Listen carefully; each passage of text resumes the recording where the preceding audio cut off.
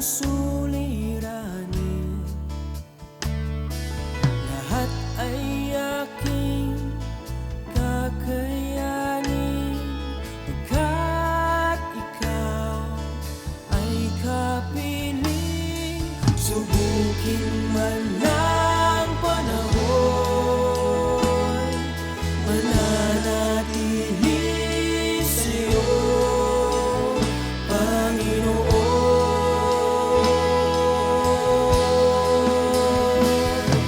Walang alinlangang maglilingkod, walang pangambang sa'yo ay susunod. Hindi susuko at hindi ito, patuloy lamang sa iyo, Panginoon.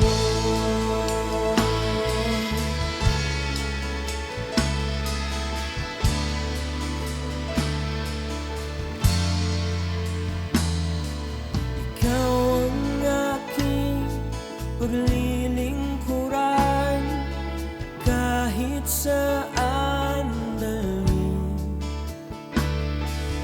Ikaw ay lagi kung susundin, anuman ang suliranin, lahat ay aking kakayanin, pagkat ikaw ay kapiling. Subukin man ng panahon, mananatili sa'yo, Panginoon.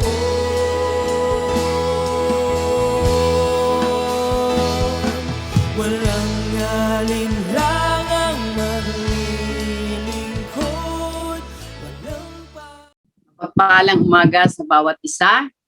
Ngayon po ay March 11, 2022. Purihin ang Panginoon. Nasa first quarter na tayo ng taon, ano?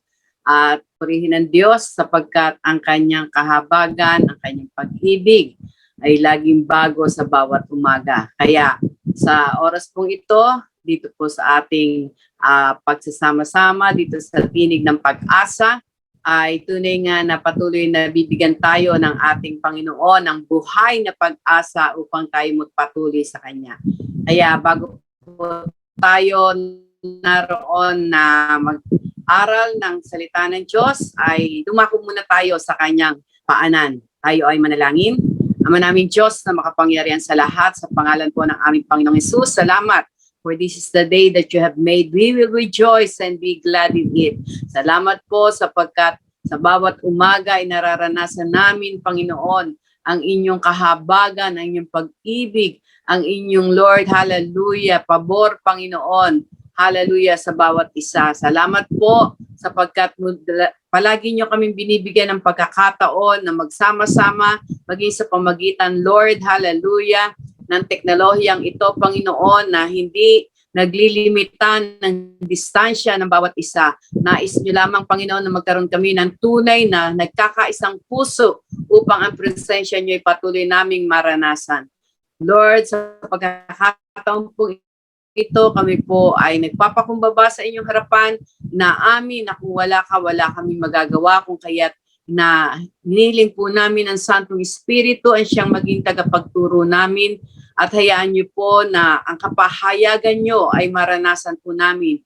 Salamat ng marami, pinagkakatiwala ko po ang buhay ng bawat isa na makakasama ko sa umagang ito. Sa iyo ang papuri, pasasalamat, kalwalhatian, kadakilaan sa pangalan ng aming Panginoong Hesus. Amen, amen. Praise the Lord. Purihin ng Diyos sapagkat tunay nga na sa umaga pong ito, tayo ay magpapatuloy, no, sa serye na kung saan ay binigay ng ating Panginoon through our Bishop Leo na ang topic natin sa buwan na ito ay ang pure heart, no? Pure heart, ito yung hinahanap ng ating Panginoon. Tandaan po natin noong pong buwan ng Enero ay intimate relationship sa ating Panginoon. At itong February ay naroon yung sacrifice, no?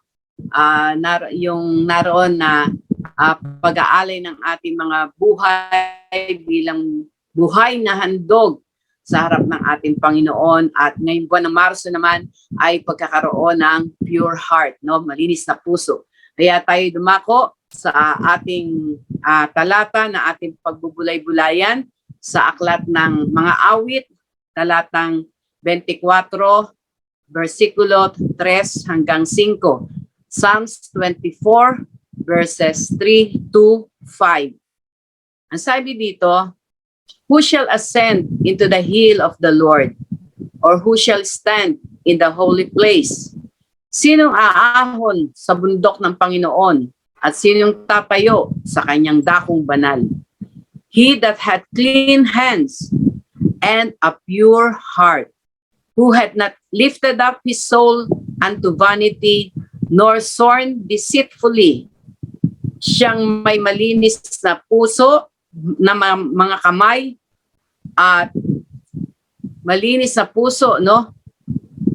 Hindi nagmamataas ang kanyang kaluluwa at walang kabuluhan, at hindi sumusumpa na may kabulaanan. He shall receive the blessing from the Lord and righteousness from the God of his salvation. Tagap ng pagpapala sa Panginoon at ng katwiran sa Diyos, no? Ng Diyos sa kanyang kaligtasan. Praise God. Purihin ng Diyos, no? Sa talatang ito, makikita natin na ang tao lamang daw na makakadako, no, sa banal na presensya ng ating Panginoon ay yung mayroong malinis na kamay at malinis na puso. Ito po. At sa pagkakataon na ito, ang ating pong bibigyan pansin ay yun dun sa verse 5 na sabi ganon, he shall receive the blessing from the Lord and righteousness from the God of his salvation. Ang isang tao daw na mayroong malinis na puso sa harap ng ating Panginoon ay tatanggap, no, tatanggap ng pagpapala. At dito po sa verse 5, no, yung blessing na yon na sinasabi ng ating Panginoon ay naroon po na nais niya na maunawaan natin. Ano ba yung sabi nga, blessings of having a pure heart? Ito yung title ng ating pong pag-aaralan. Blessings of having a pure heart.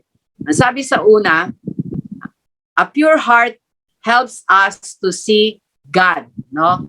A pure heart helps us to see God.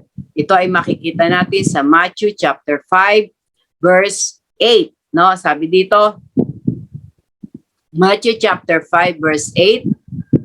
Yan. Blessed are the pure in heart, for they shall see God. Mapalad ang mga may malinis na puso, sapagkat makikita nila ang Diyos, no? Ito po ang una na kung saan ay naroon na, sabi nga po, pagpapala na nais ng ating Panginoon na ating maranasan for having a pure heart, no? Na siya ay makita natin.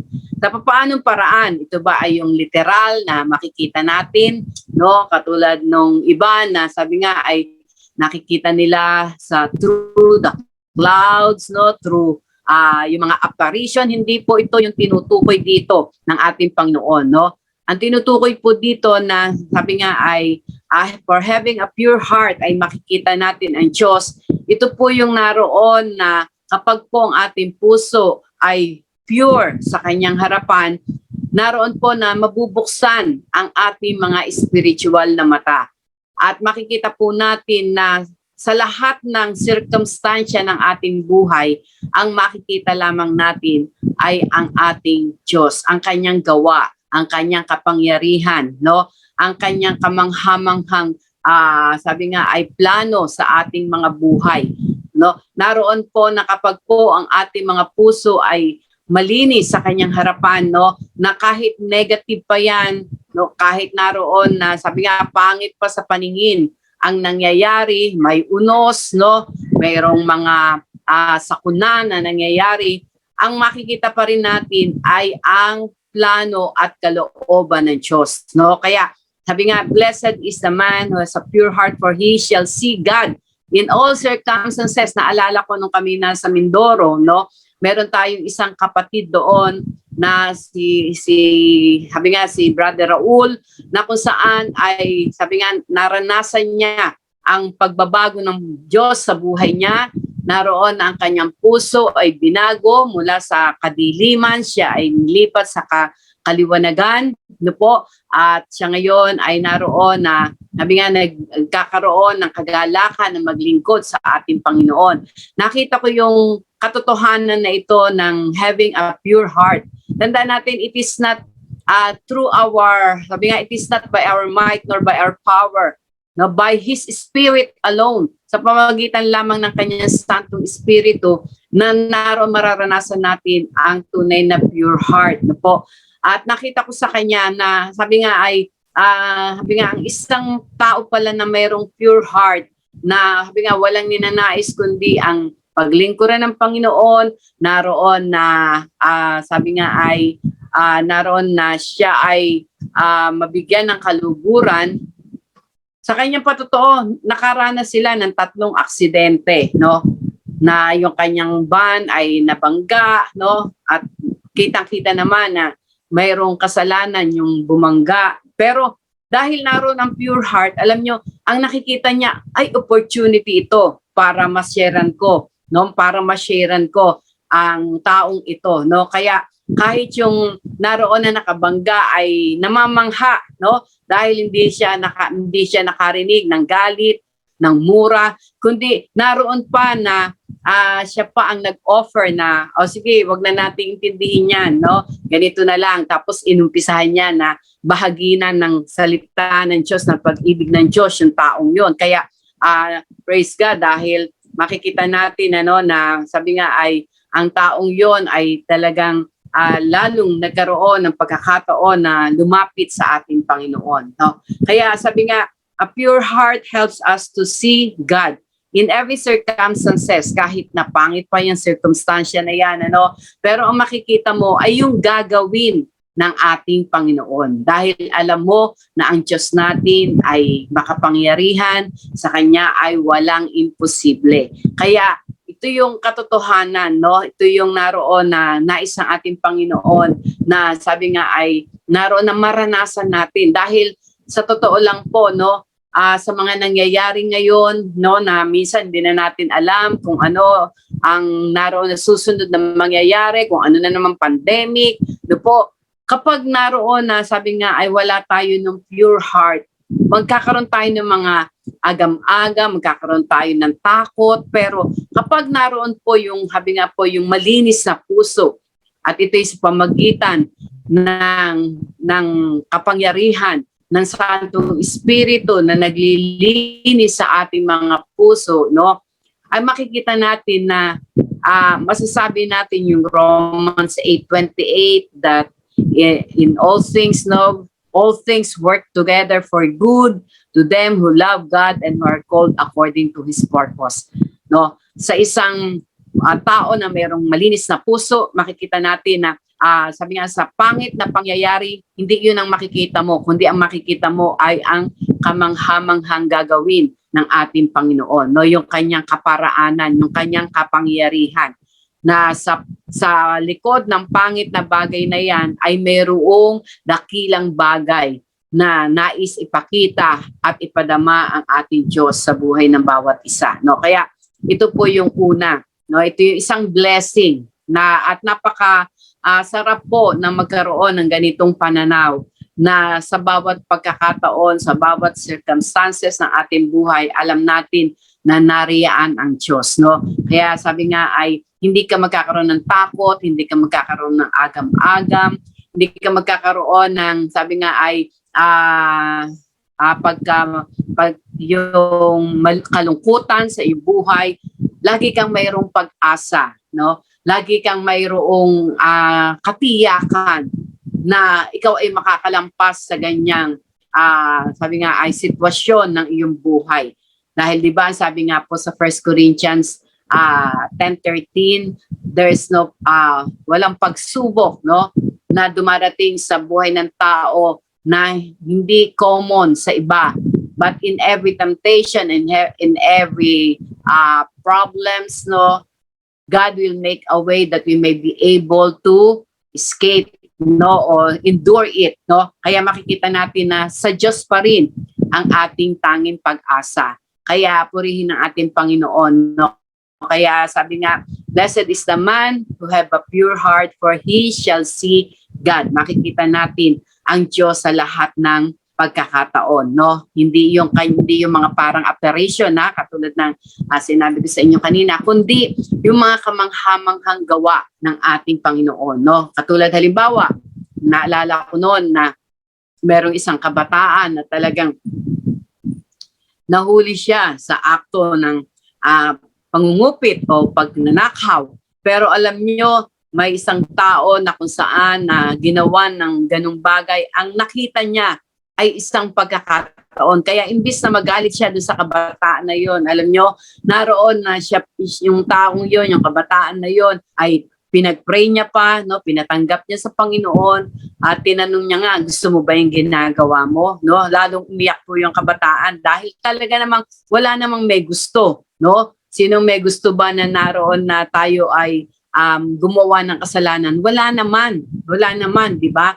Kaya nga lang, dahil nga tayo ay napunta sa sumpa ng kasalanan nung ang ating mga magulang na sina Eva at si Adan ay magkasala at ito ay, sabi nga, ay naroon na from generation to generation ay nakaakibat, pero purihin ng Diyos sa pamagitan ng ating Panginoong Hesus na nagbigay ng kanyang buhay, no, para tayo magkaroon ng kaligtasan, tayo ay magkakaroon, sabi nga tayo ay na free na, no, nakalaya na doon sa gawa ng kaaway na yon, no. Kaya purihin ang ating Panginoon na sabi nga po ay kapag patuloy ng ating mga puso ay nababago, napupurify through His Word, no, ay makikita natin na ang Diyos natin ay tapat.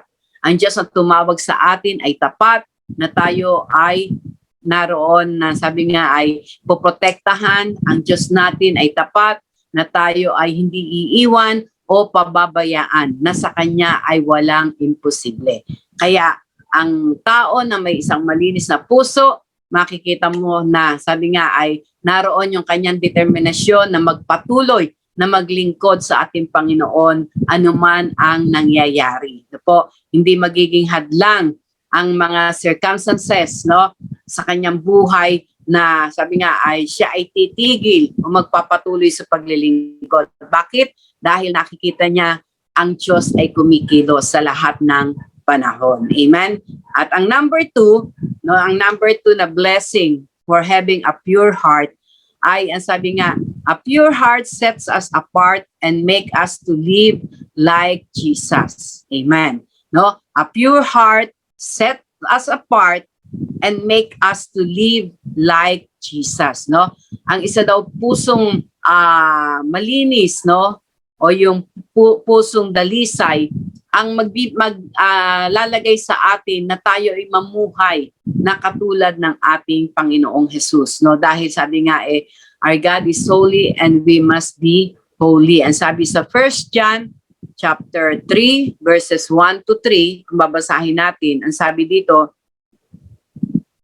sa 1 John chapter 3 verses 1 to 3, behold, what manner of love the Father had bestowed us, that we should be called the sons of God. Therefore, the world knoweth us not because it knew Him not.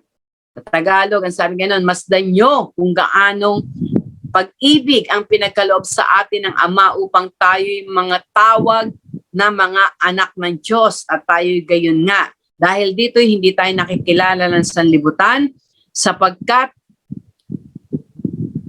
siya'y hindi nakikilala nito. Behold, now are we the sons of God, and it do not yet appear what we shall be, but we know that when we shall appear, we shall be like Him, for we shall see Him as He is. Mga minamahal, ngayon ay mga anak tayo ng Diyos, at hindi nahahayag kung magiging ano tayo. Nalalaman natin na kung tayo siyang mahayag, tayo'y sapagkat siya'y ating magiging katulad niya, tayo magiging katulad niya sapagkat siya'y ating makikitang gaya ng kanyang sarili. And every man that had his hope in him purifieth himself, even as he is pure. At dahil dito, sa lahat ng tao, ang sinumang mayroon ng pag-asang ito, sa kanya ay naglilinis ang kanyang sarili, gaya niya namang malinis. No? Gaya naman niyang malinis. No? Dito makikita natin na kapag ang katotohanan na ito na ikaw ay anak ng Diyos, no? Ikaw ay pinatawad ng Panginoon, ikaw ay binago na ng Diyos, no? Naroon na sa pamamagitan ng kanyang salita na lagi mong naririnig, kakaroon ka ng pananampalataya, kung kaya't ito yung naroon po na naglilinis ng ating mga puso, no? At makikita natin na dahil dito, ang sabi nga ay, ang sino mang mayroon ng pag-asang ito. Ano ba yung pag-asa na yon? Ano ba yung sinasabing yung pag-asa na yon na tinutukoy dito, no? Yung pag-asa na tayo ay pinalaya na ng Panginoon, pag-asa na tayo ay binago na ng Panginoon, no? Ay naroon na sabi nga ay ito sa kanya ay naglilinis ng kanyang sarili, no? Ibig sabihin, magkakaroon ka ng lakas ng loob, malakas ng kung saan ikaw ay mamumuhay ng malinis, no? Nang mamumuhay ng malinis, katulad din ng ating Panginoong Hesus. Kaya nga sabi, di ba, be ye holy for I am holy, no? Naroon na sabi nga, ito yung magbubunsod sa atin upang tayo ay mabuhay ng mayroong malinis na buhay katulad ng ating Panginoon. Na bagamat dumanas ang ating Panginoon ng napakaraming pagsubok hanggang doon sa krus ng Kalbaryo, pero makikita natin, he sinned not, no? Hindi siya nagkasala, no? Hindi siya nagkasala. Hindi siya nahulog sa tukso ng kaaway, no? Dahil naroon na ang ating Diyos ay mayroong purong o dalisay na puso na siya rin namang ibinibigay sa atin. Kaya nga, katulad nung sinabi doon sa number 2, no?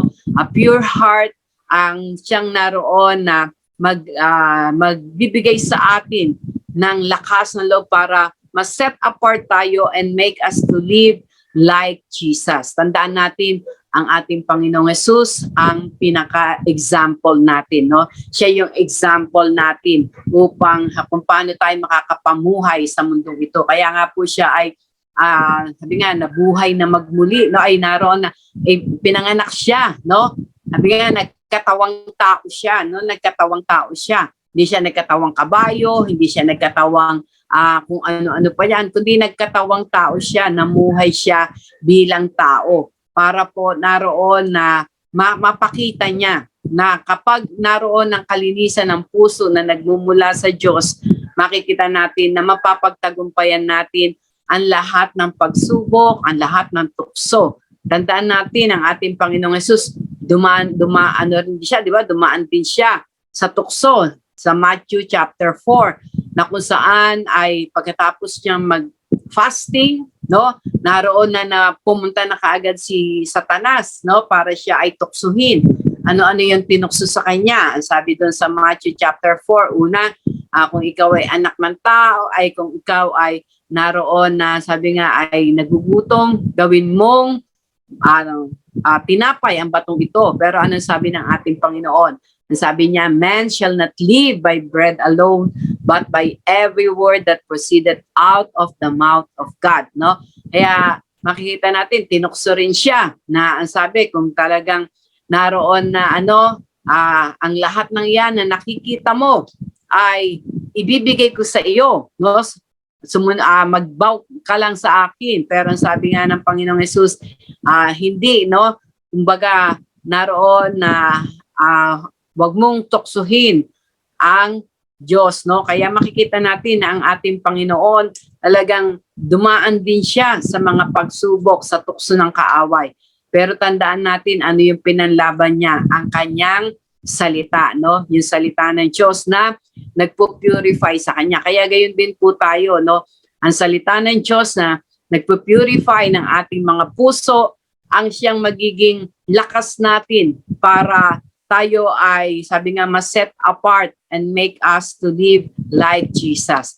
kung paano ang ating Panginoong Hesus ay namuhay sa mundong ito, no?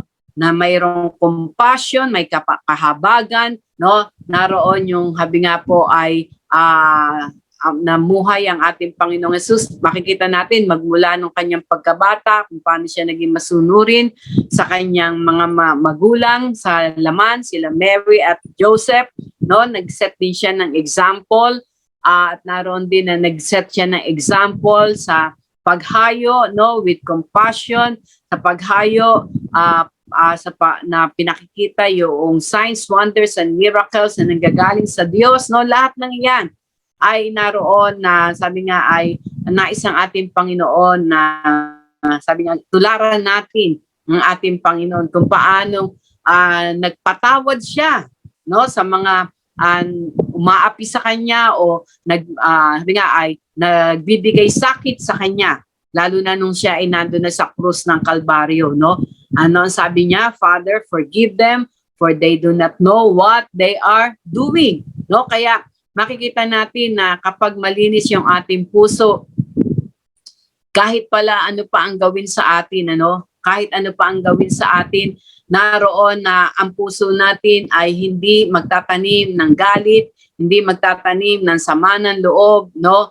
Hindi naroon na sabi nga magtatanim ng pagnanais na maghiganti, kundi naroon lagi yung pagpapatawad, no? Yung pagpapatawad kasi katulad ng sinabi ng Panginoon, hindi nila alam ang kanilang ginagawa, no? Hindi nila alam ang kanilang ginagawa na ito'y masama, na ito ay naroon dahil nga sila ay sabi nga ang kanilang mga puso't isipan ay hindi pa natatanggal yung sabi nga yung itinapal ng kaaway para hindi makita yung katwiran at kabanalan, no? Kaya tayong naroon na nakakilala sa ating Panginoon na patuloy na nililinis niya ang ating mga puso, no po, ito yung naroon na sabi nga magbibigay sa atin ng lakas upang tayo ay ma-separate, no, sa iba at lumakad katulad ng ating Panginoon, no? Katulad ng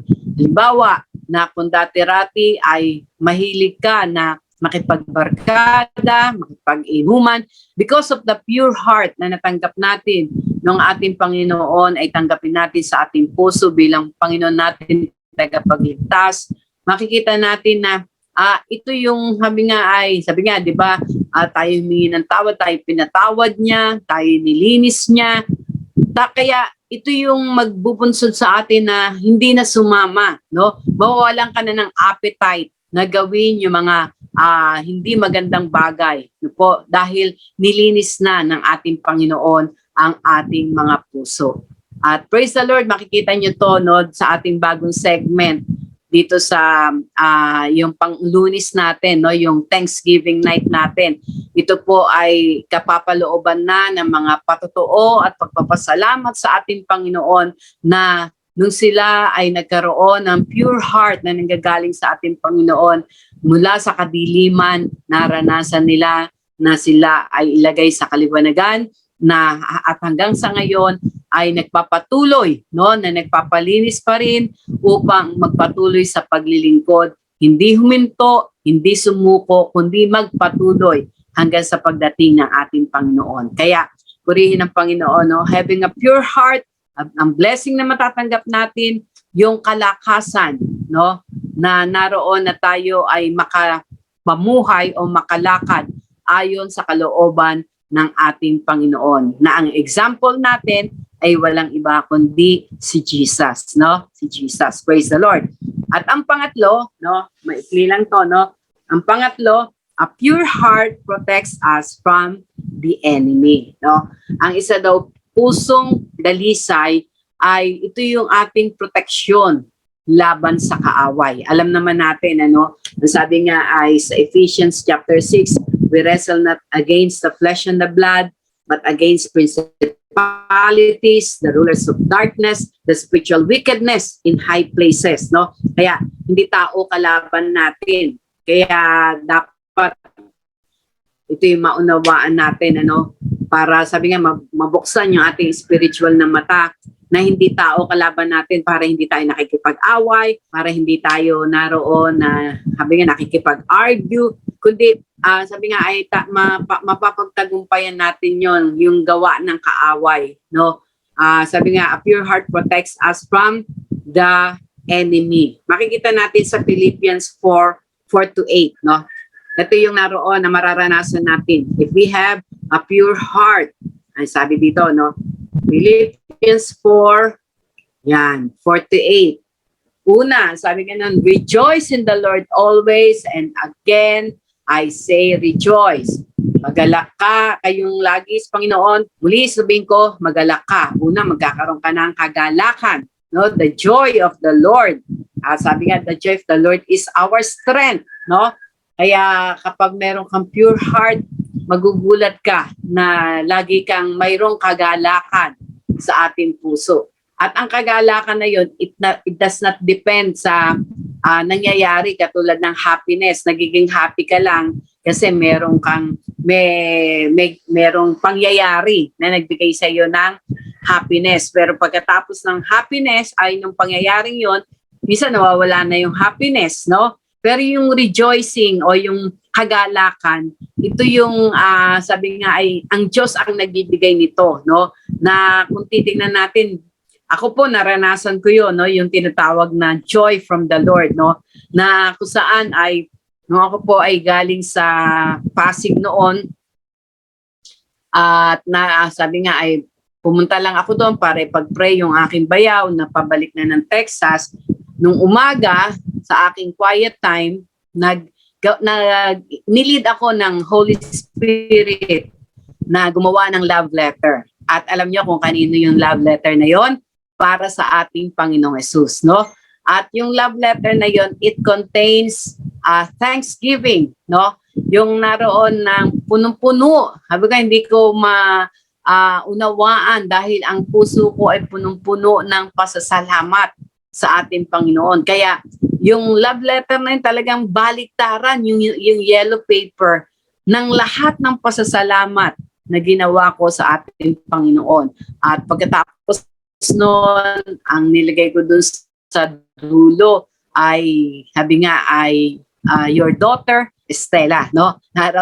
Tapos nung itinupoy ko yon, no? Finold ko yung yellow paper na yon na love letter ko kay Lord, nilagay ko dun sa sa Bible ko. Sabi ko, Lord, para po sa inyo to, no? And after that, nag-ayos na ako para umuwi na, bumalik ng Mindoro. Alam nyo, nung ako po ay nakasakay ng bus, mula crossing hanggang Tanawan, nakatayo ako kasi punuan, no? Punuan, nakatayo talagang no? Walang mga gentleman. Talagang ang dami naming mga kababaihan na nakatayo. Pero praise the Lord, no? Makikita natin kung alam niyo lang, no? Meron po akong naramdaman na kagalakan na hindi ko ma-explain, no? Na sabi ko, Lord, ano tong nararamdaman ko? Yung overjoy, talagang overjoy. At nandoon na ang nagpatotoo nito, na nakita niya rin yung joy sa aking mukha, sa aking buhay, ay nung pagdating ng Tanawan, yung naroon na katapat ko, na nakaupo ay bumaba, ay di umupo ako doon sa nabakante. Alam niyo po, hindi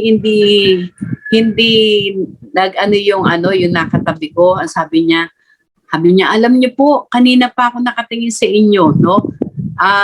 Iba po yung ngiti niyo, habing ganon, no? Iba daw yung ngiti na nakita niya sa akin.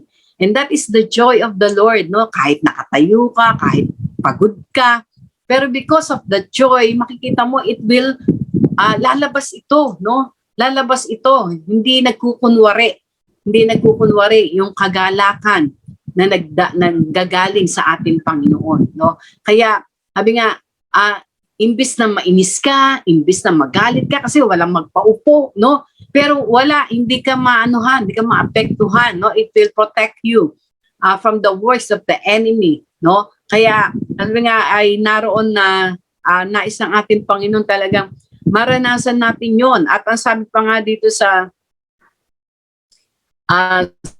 verse 5, Let your moderation be made known unto men, to all men, that the Lord is at hand. No? Nakilala nawa ang inyong kahinhinan ng lahat ng mga tao.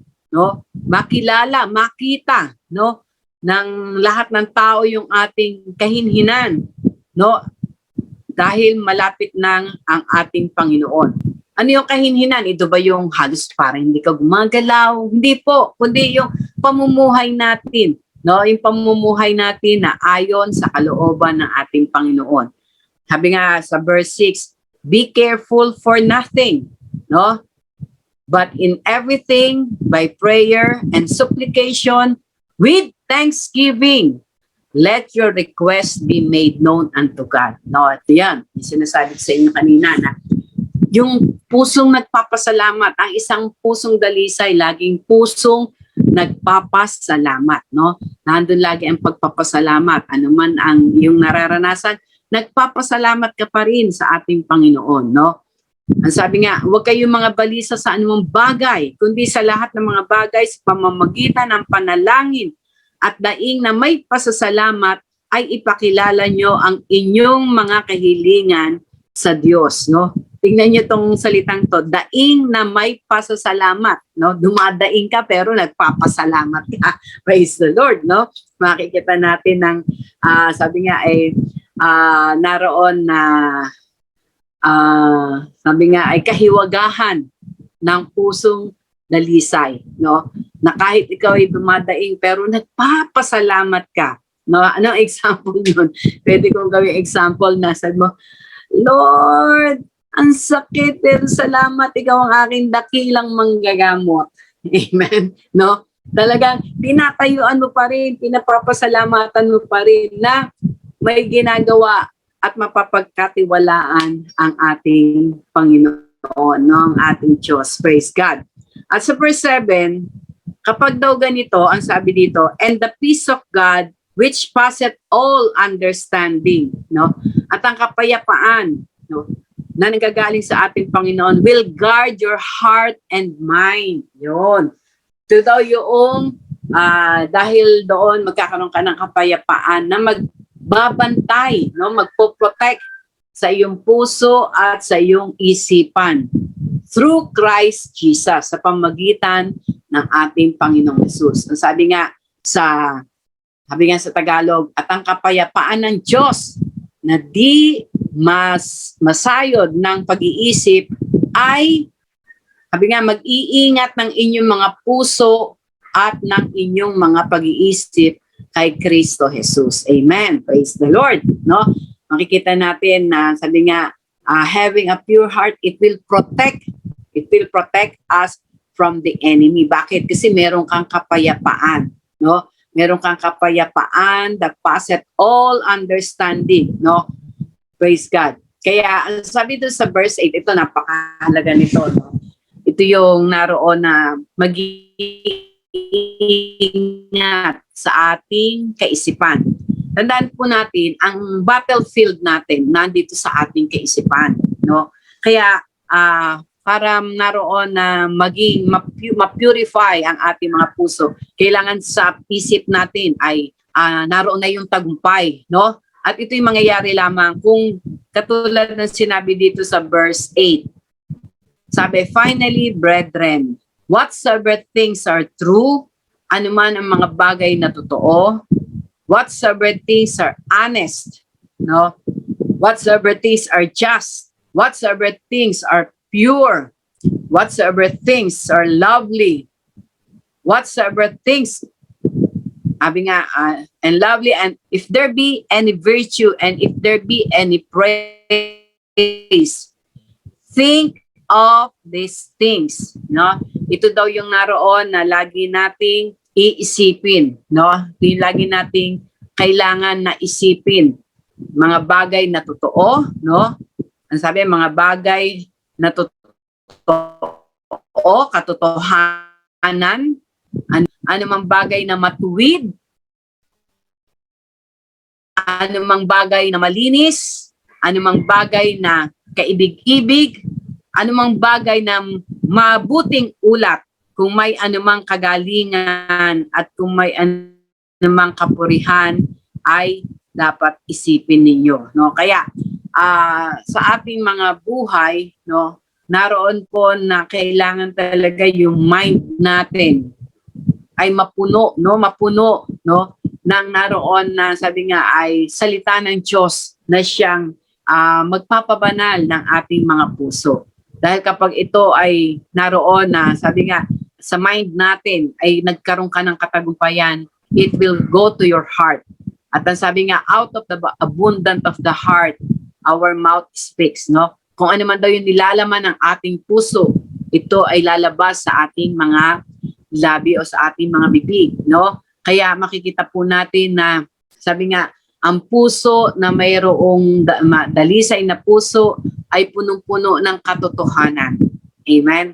Naalala ko nga kanina, no, meron ng kausap na sabi nga ay naroon na minsan naiinis siya o yung kumbaga no, na ano siya sa iba kasi parang hindi totoo. Hindi, sabi ko nga sa kanya, kung sila man ay hindi totoo, mahalaga ikaw ay totoo, no?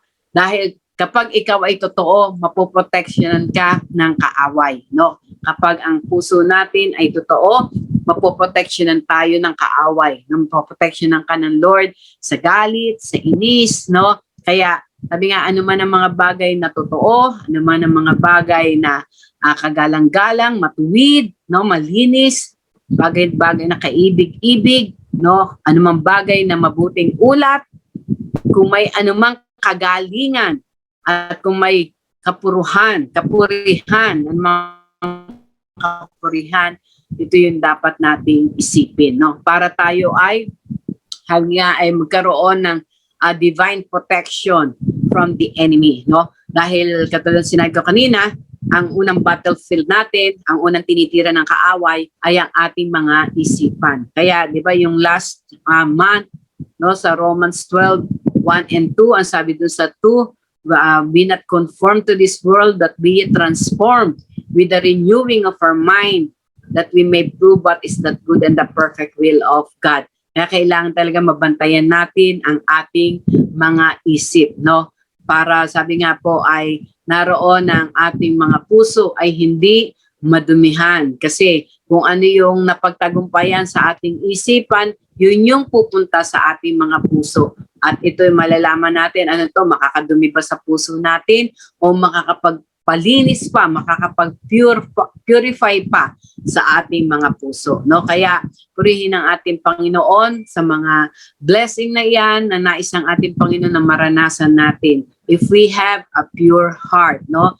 Sabi nga dun sa verse 5, di ba? Sabi gano'n, he shall receive blessing from the Lord and righteousness from the God of his salvation. Kapag naroon po yung pure heart na nanggagaling sa ating Panginoon. Kaya sa umaga pong ito po yung naisin natin, no? Katulad nga, di ba, yung awitin na a pure heart is what I long for. A heart that follows heart after thee, no? Pusong dalisay ang aking nais.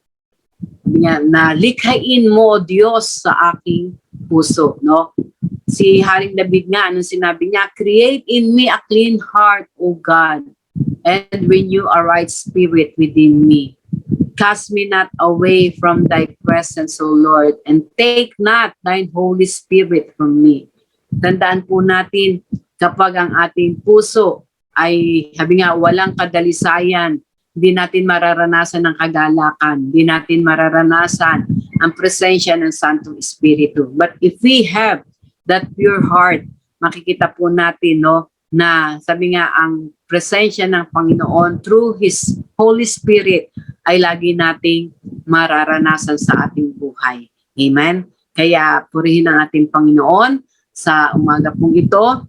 At naroon na bago tayo manalangin, niling ko na sumunod kayo, no? O mag-join kayo sa awitin na ito na imbis na tayo ay magpipray, we will sing this song as a prayer of our heart. Amen? Praise the Lord. Kaya awitin natin to. A pure heart, that's what I long for. A heart that follows hard after thee.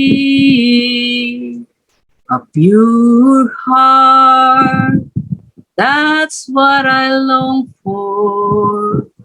A heart that follows hard after thee.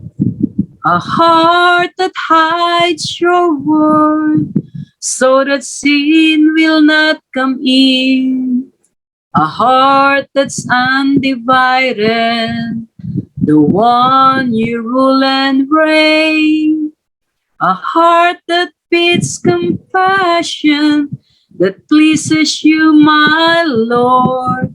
A sweet aroma of worship that rises through your throne. Yes, Lord, sa umaga pong ito, tunay nga, Lord, ang madalisay na puso ang hinihiling ko po sa bawat isa, maging sa mga nakasama ko po sa pag-aaral ng iyong salita. Lord, salamat sapagkat sa pamagitan ng pure heart and dalisay na puso ay lagi ka naming makikita. Sa pamagitan ng malinis na puso, Panginoon, kami po ay makakapamuhay katulad ng pamumuhay nyo nung kayo po ay narito pa sa lupa. At higit sa lahat, sa pamagitan ng dalisay na puso, Panginoon, mapapagtagumpayan namin ang lahat ng gawa at plano ng kaaway sa aming buhay. Maraming po salamat sa inyong mga salita na amin pong pinagsaluhan. Samahan niyo po kami at katulad po ng panalangin ni Haring David, Lord, create in us a clean heart. Create in us a pure heart. Upang patuloy, Lord, hallelujah, na maranasan namin ang presensya nyo sa lahat ng aspeto ng aming buhay. Maraming pong salamat. Pinupuri ka namin, pinasasalamatan, dinadakila sa pangalan ng aming Panginoong Hesus. Amen. Amen. Praise the Lord. Purihin po ang ating Panginoon. At mamaya po, join us in our soaking and prayer at hayaan po natin na patuloy na ang Santong Espiritu ay makakilos sa ating mga buhay. Kaya, praise God. God bless us all. Good day. Amen.